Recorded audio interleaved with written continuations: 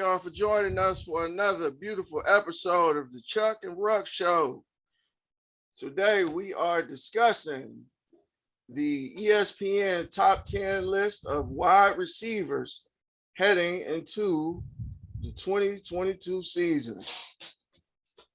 At number 10, we have Mr. DK Metcalf of the Seattle Seahawks. How you feel about this, bro? Is 10 too low for him? I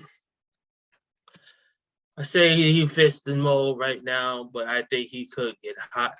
I think right now he fits the mold. It all depends on where. I think right now he could be right where he belongs. Yeah, I think his situation, definitely though, it all could depends on where how the season could end with him, because we gonna get into later about how good wideouts looked with their wide receiver, with their quarterbacks. We're gonna get into that a lot later. And is he is he a makeup of how because of Russell Wilson, or is that talented? Yeah, it's exactly. And see, we on the same page because he had Mr. Dangerous Russell Wilson throwing him the ball his first couple years, and now, I don't even know who Seattle quarterback is, honestly. And on top of that, he was doing some barking during the offseason about getting a contract extension. He want to get paid 25 million. So before we was just gonna say, go on. Oh, yeah. Yes. Before we continue, you had mentioned who was supposed to be starting QB. According to what I've been hearing, is that it looks as though Drew Lock is going to be the starting QB for that team. And to your reaction, you don't really have too fond of it. I never particularly hated Drew Lock. Yes, Drew Lock has had plenty of chances to succeed, and he has failed at it. I mean, Denver has a wonderful situation, and for him to give him chance after chance and he failed at it, yeah, that pretty much goes to tell you the type of quarterback he is. But again, I never liked Vic Fangio as a coach there. Vic Fangio was just not good. And you're not really going into a better situation in Seattle. I mean, you're really not. The O-line is not good. Yeah, you have two good wideouts in Tyler Lockett and DK Metcalf, and you have a pretty decent running back in Chris Carson, but you don't really have. That's his biggest issue. He can't stay healthy. Before we go into number 9, we got to mention honorable mentions here. The honorable mentions here is Keenan Allen, which I don't understand how this dude does not get no top 10 mentions at all. Like, Keenan Allen has in my opinion, definitely deserved mentions to top 10. Yeah, he's not the flashiest wide receiver there is. He's never gonna be a guy that's gonna like get you like a big playmaker. He's never gonna be like a guy that's going to rip over 20, 30-yard receiving yard, like get you big plays or anything like that. But Keenan Allen is the model of consistency year in and year out. He's going to get you 100-yard catches. He's always going to get you 1,000 yards and everything. Like I said, he's not the flashiest guy, but he is consistency year in and year out. The perfect possession receiver as I ever seen him. And as far as them honorable mentions, like, it's a lot of guys that they left off the top 10 list who come to my who caught my attention is CD Lamb in Dallas. I mean, Amari gone. I think he gonna have a monster year. This is his year. This is his year to blow up. This is CD's Lamb year to really show what he's fully capable of being. Like, Amari Cooper was Dallas number 1, but CD Lamb was like their big playmaker. With Amari gone on the Browns, go Amari.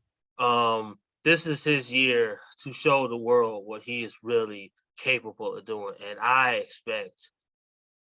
expect big, big things from Amari Cooper this year. Another honorable mention is AJ Brown, which Yes. Woo. Wow. he this I'm not gonna lie, he actually disappointed in a particular way last year. I thought he would have did more last year, and he really did not. Like, he had moments last year where he just like disappeared. Partially even due to Ryan Tannehill, because Tannehill Yeah. he took a step back in a particular way last year, and I expect and for his sake, I expect Tannehill. This is do or die for him this year. If Tannehill does not step up, he could be looking on his way out. And as for AJ, Jalen Hurts, man, this is also a do or die year for, in my Yeah. opinion. No more excuses for Hurts. This is definitely No do or more die. Like, you excuses. have your best weapon. You have your best weapon in AJ Brown, along with Devontae Smith. If you don't produce to do something this year, this is the best thing you have. If you don't step up and do something, you more likely on your way out. And a team that is on the potential rise of it, it leads me to the next honorable mention, is Washington with Terry McLaurin. Like, I like Terry McLaurin. That dude is big plays all around. He may have issues particularly staying healthy, but the Terry McLaurin is always consistent, always big playing. And think about this: since 2019, this dude has had 8 different quarterbacks. 8. Sick, man. And he's still producing at a high level. And everybody don't like him, but I like Washington quarterback. I mean, he's not the worst you could do. Carson Wentz, I think Carson Wentz, ever since he got that knee injury, he has never been the same. But Well, he had the Colts playing really good last year. I know they had a stinker their last game, but they had that blunder. I believe it was against Jacksonville, and I think that pretty much just like completely just threw him off the map, and that pretty much just destroyed any and every hope of adversity on him. I won't stay on him long, but the last honorable mention is Michael Thomas, who I don't know what happened to that guy. I don't know what happened to him. Injuries, man, because he was the best receiver in the league for a good 3-4 seasons, man. He was big, he was fast, strong, dominant. He just couldn't stay healthy. Injuries after injuries after injuries. And one more honorable mention, Mike Williams. 1-2 wideout combination of honorable mentions. I expect big things for the Chargers this year. Yeah. I think they could, if they make it to the playoffs with the right situation, they could be a sneaky team to make it to an AFC Championship game. If they're in the right situation, they could be an AFC Championship game. So in the right situation. So you like the Chargers over the Broncos? I think so. I honestly think so. That's a tough one right there, man. But that is a tough one. But I think the Chargers could really make some noise. I mean, adding Khalil Mack opposite side of Joey Bosa, and they already have a crazy secondary. If Derwin James could stay healthy, if he could finally stay healthy, already having a crazy secondary with Asante Samuel Jr., who showed out his rookie year, and then added to their defense, and they already have that crazy offense. I think the Chargers could make noise next year, and I would not be surprised if they could be a dark horse to the AFC Championship. Mm-hmm. But moving right along to number 9. And one of my particular favorites, who the reason why they went to the NFC Championship game and scared the heck out of the Rams, number 9, Deebo Samuel. Yeah. If it wasn't for Deebo, the 49ers will not have been in the NFC Championship game. Yeah, I agree. Debo is nice, man, but once again, you know, just like with DK Metcalf, they got that quarterback coming in. You know, so I mean, I don't know how good he is, but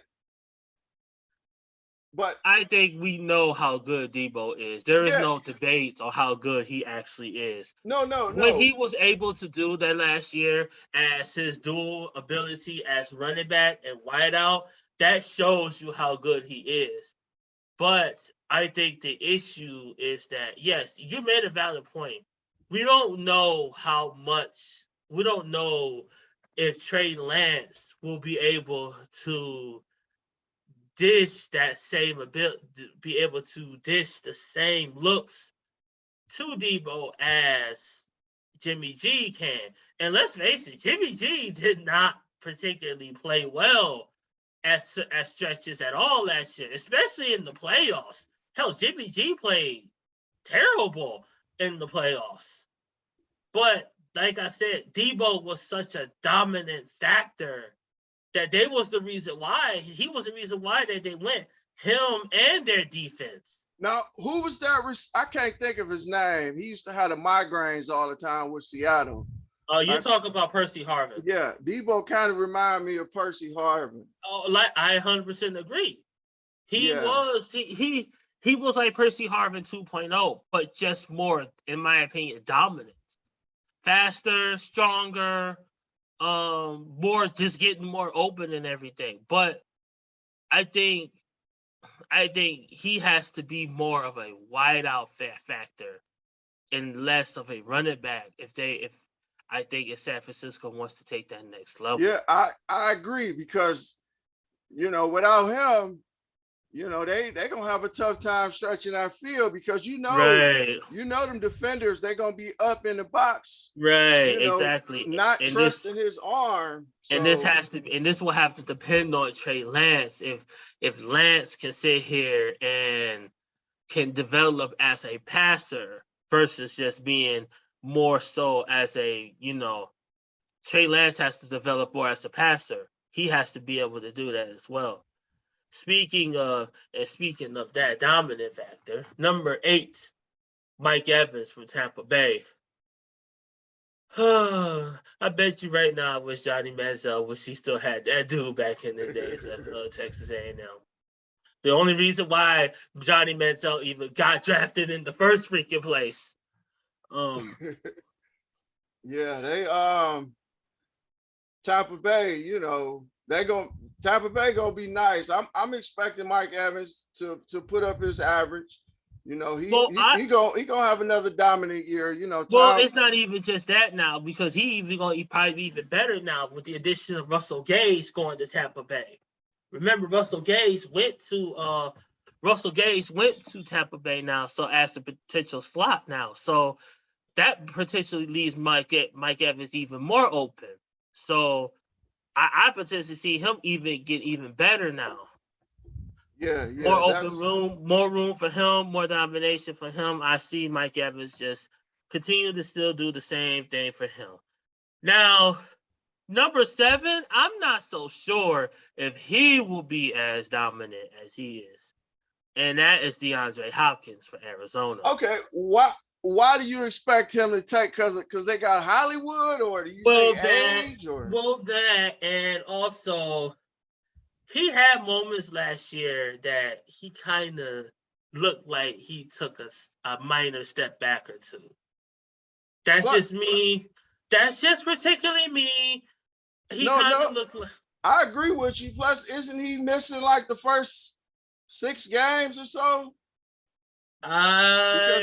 Yes. Yeah, he got caught with, I think. Yes, he performance enhancing drugs. He's suspended for the first 6 games of this season for violation of performance enhancing drugs. So, and then not to mention that like I said, he kind of did look like he lost a step or two. He's up there in age now. He's 30 years old. So I don't know if he'll be able to be that same dominant player that he used to be. Don't get it twisted. He still has probably the best hands in football by a mile, Oh beyond a yeah. shadow of a doubt. But I just don't know if he'll still be the same Nook that we remember that when he first went to Arizona in the latter days of him with the Texans. I just don't know.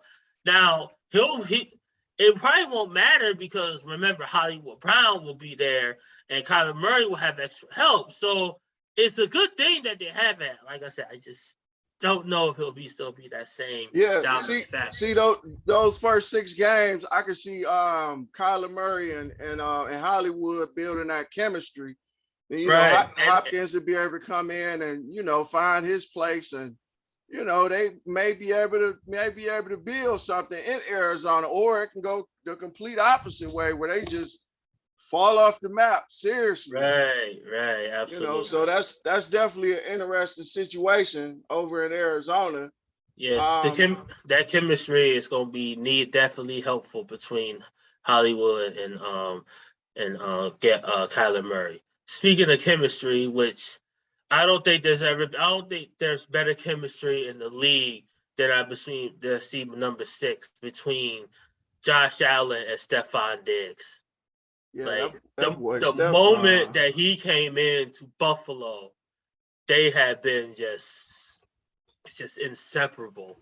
Like Stephon Diggs, the moment he came into the league, the moment he came into Buffalo, that connection between them has been second to none. Like absolutely second to none. Oh yeah, I remember he wanted out of Minnesota because Kirk Cousins wasn't no good. Well, he ended wasn't getting paid the way he wanted to anyway. He went to Buffalo, he got his money, and best thing that ever happened to the dude.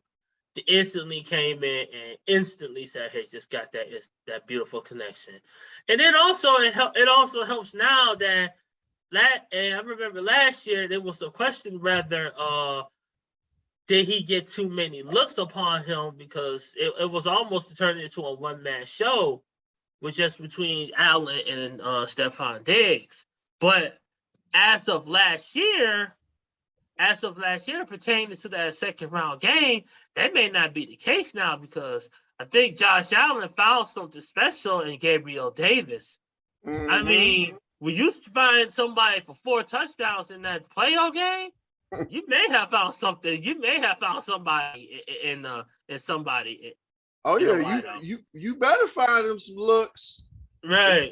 If you know what's good for you. Now, number 5 right here. This one kind of got me scratching my head because he's yeah. You was waiting on this one. Oh yeah, you was waiting on this one. This was the one you were circling. You was definitely circling this one right here.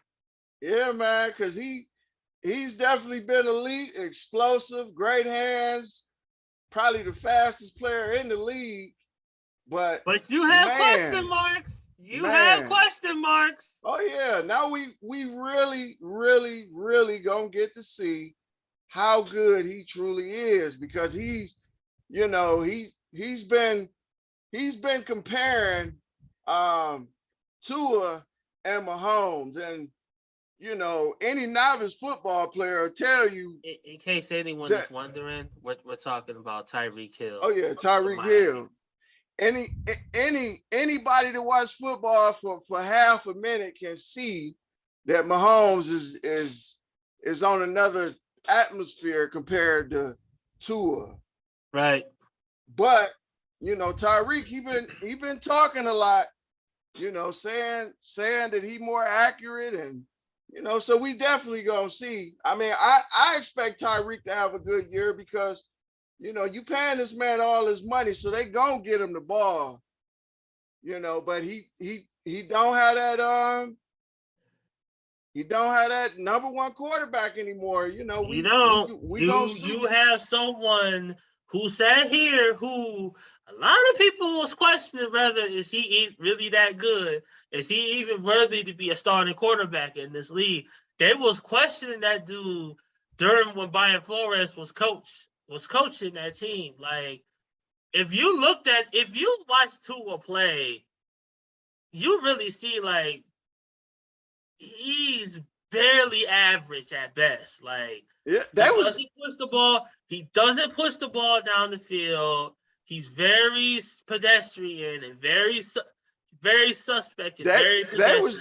they was just trying to get rid of him last year, trying to pick up Watson. Exactly. So we have to sit here and we have to wonder, like, is this dude really capable for Tyreek Hill? We know how Tyreek Hill is. Tyreek Hill is all about pushing it downfield. He's all about stretching it and finding the open man down the field. Tua is not really that type of quarterback. He's all about safety, just looking for short patterns and short routes and everything. Yeah, Tyreek is not that type of wide receiver. I can see a lot of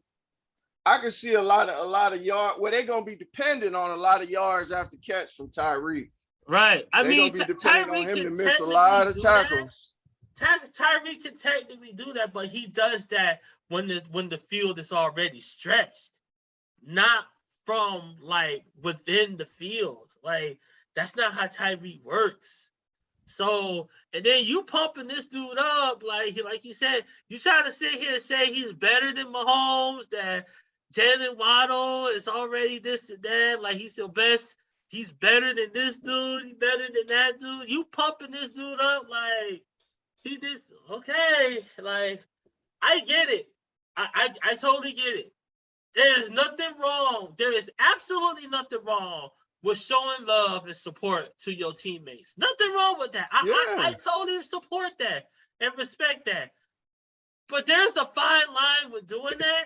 And then you kind of coming off trying to like show disrespect to your past teammates as well. Yeah, like, because that is kind of you kind of throwing shade at Mahomes and company, like, dude. I mean, it's sounding insane because you can't compare Mahomes and anybody really. You insane for that. See, what he trying to do. He's trying to justify that move. Right. Just come out and say, hey, I wanted to get paid. Kansas City wasn't going to do it. That's all you had to say. Look, I respect it. You deserve your money. Absolutely. You deserve to get paid. But you want to take down Mahomes? For what? Mahomes is the reason why you getting paid. Now, do they play this year? That's what I want to know. I ain't see their schedule. Oh, that should be a prime time game. An emotional, personal game. Yeah, definitely. And speaking of individuals want to try to throw shade at people, someone else did the same thing as well. Who was Number that? 4 did the same thing as well too. Mr. Justin Jefferson. Yes. You see, Jefferson sat here basically. Now, I wouldn't necessarily try to say he threw shade at somebody, but he basically, when he was asked, he basically was saying that he was asked about Devontae Adams, and he sat here and he said that, Devontae Adams is deserving of the number 1, but hope he can keep it for long. He won't hold it for long because by the end of the season, I will be the number 1 wide receiver. Well, hey man, he got the talent. He definitely got the tools to do so. I agree. I know we're gonna get to Adams later, but he going to a completely different situation. So yeah, we're gonna get into a lot. We're gonna have a nice, good discussion about Devontae Adams. A nice, good discussion about him. But yeah, Justin Jefferson. I'm expecting another big year from him. He their number 1 target. I give Justin Jefferson credit because he came from absolutely nowhere. Absolutely nowhere. Minnesota, man, they turn out receivers like it's nothing. They turning out receivers like Denver used to do running backs, man. Yes, Minnesota is like the headquarters for wide receivers. Like when you have receivers that produce the likes of, well, I won't say Chris Carter because Chris Carter came from Philly, then he went to Minnesota, but he resurrected his career. Did that? They had Randy Moss, you had Stephon Diggs, Adam Thielen, and now you have Justin Jefferson. Like it's like they just known for producing some of the best wide receivers that this league has ever witnessed. Like it's almost scary. Like some of the names that Minnesota has had, and they just produce some of these best elite wideouts. Like it's almost unfathomable.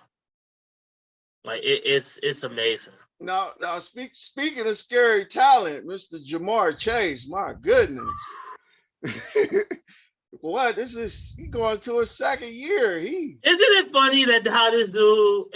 Don't you remember back in his rookie year and the preseason, everybody was basically holding his feet to the fire because everyone was sitting here wondering, like, oh, this dude couldn't catch the football in preseason. Everyone was labeling this dude a bust.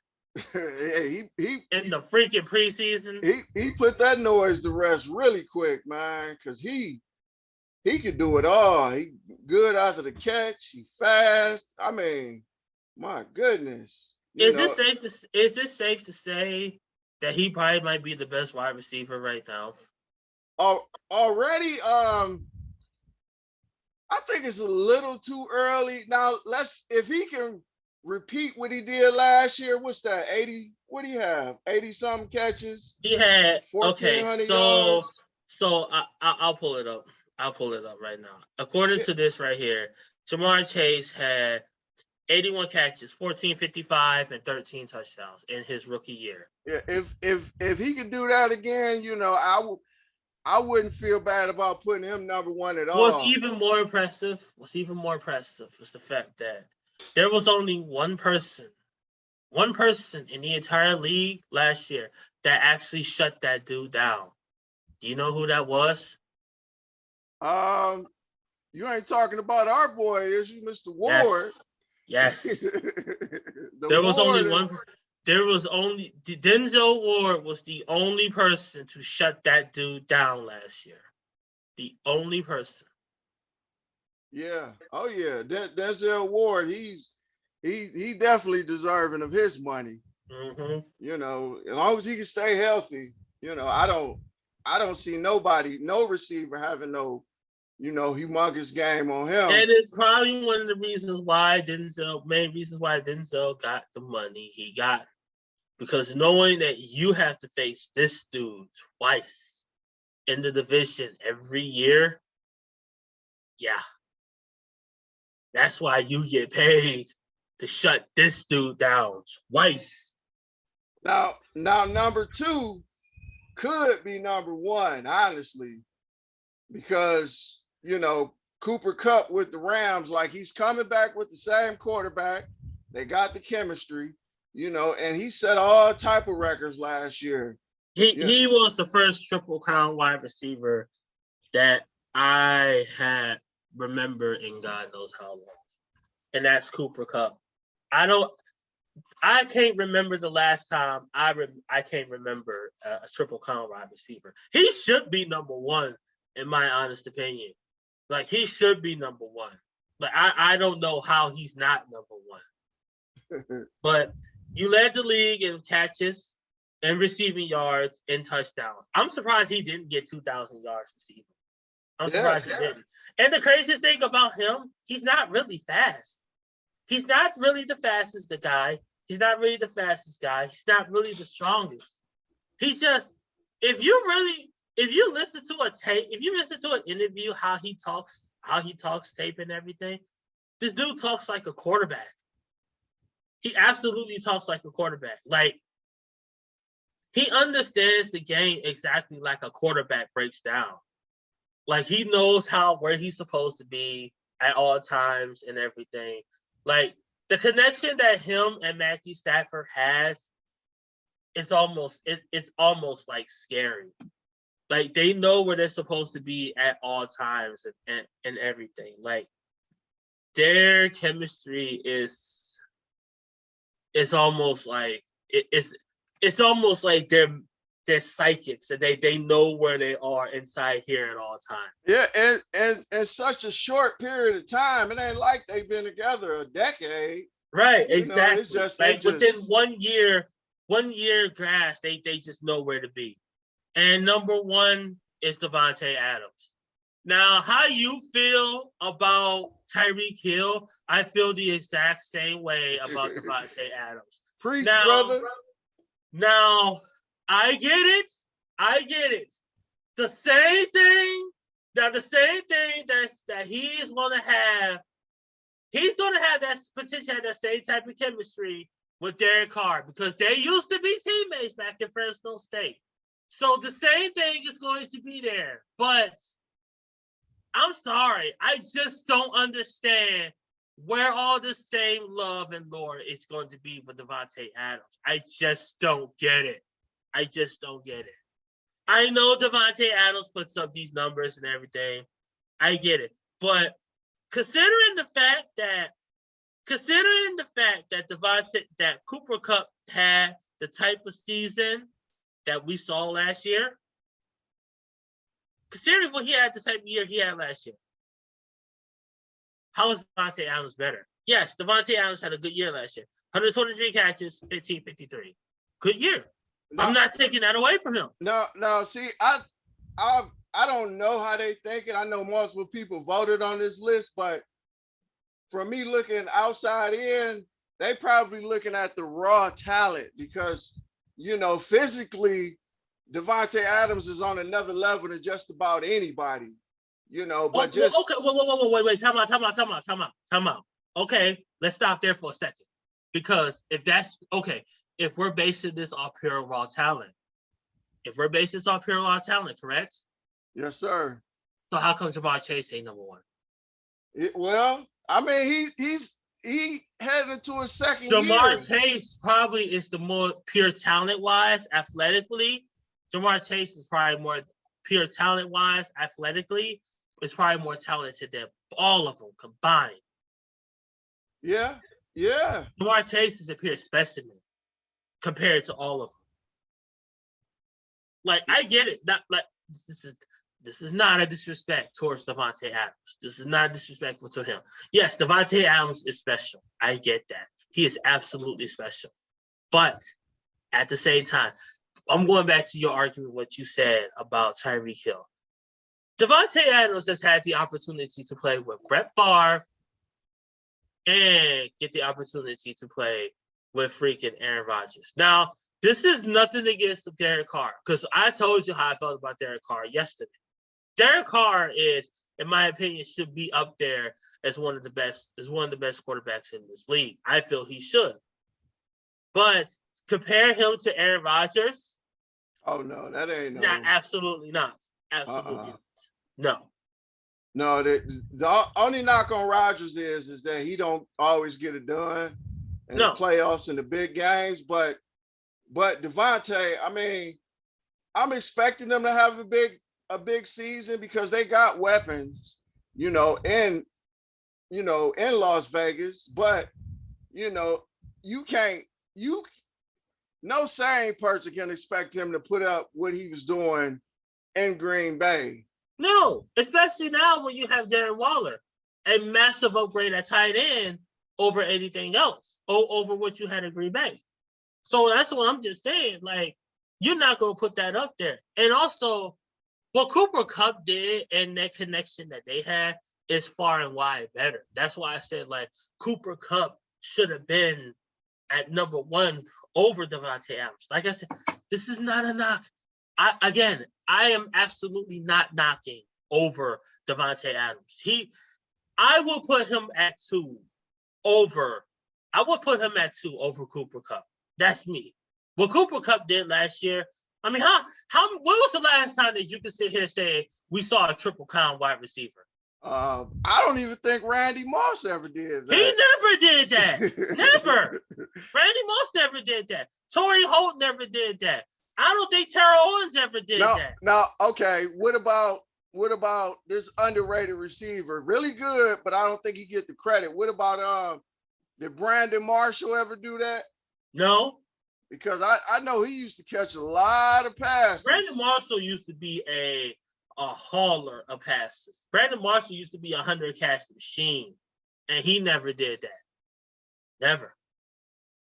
Like I said, I mentioned Torrey Holt, who used to be a touchdown wielding machine. The guy used to sit here and get 1,300 yards effortlessly in his sleep. Torrey Holt didn't caught so many passes. You seeing his finger? Yeah, they all used to be like effort, like this way, in every different angle and stuff. Like he right, exactly. You probably throw the West Side symbol, but then if you go like every different way and stuff like that. Like that's how Torrey Holt fingers used to look like. Hell, I don't even think Larry Fitzgerald probably you could make a case he's probably the greatest wide receiver of all time. He never did that. Yeah. I don't know who, Jerry Rice. That's about it. I mean, I don't even think Jerry Rice and he's definitely probably the greatest wide receiver of all, the GOAT. And he never did that. Now somebody who ain't on the honorable mention list, once again, here I go, sounding like a homer. If Watson play a good amount of games this year, I think Amari can have a great season. Oh, definitely. Man, I think he can put up some really, really fantastic numbers this year. I think the issue with Amari Cooper, if you looked at his numbers, he always pretty much stayed consistent with what he's able to do. If you pulled up his numbers, he's always averaged around 11 to 1,200 yards a season and always did about 5 to 8 touchdowns a year. He never really went over that. That was pretty much what he has done throughout his entire career. He never really went over that or under that. I think that's pretty much what he may end up doing. I don't think he's going to go over that or under that unless Deshaun Watson decides just to shock everyone. And he just really shows that he hadn't missed time. He did not miss a beat. And he just completely just shocked the entire world. Just goes the heck off this year. Yeah, I was listening to Mary Kay talking earlier in the offseason. She was talking about Watson ball. She said it just from him throwing the ball in practice. She's like, yeah, that's a Hall of Famer right there. So if he can step on the field and duplicate what he was able to do his first couple years in Houston, we definitely gonna be on to something here in Cleveland. Well, I'll end it at this. I'll end it with this note. Deshaun Watson is probably the best quarterback we have had since Bernie Kosar, by far. So, and if he is not suspended at all this year, look out. Well, we'll win the division, but we may go to the Super Bowl. Woo! All right, folks, we're going to end it there. Thank you for checking us out, the Chuck and Ruck Show. We appreciate you. We will be back with the top 10 running backs. Smell what the Ruck is cooking.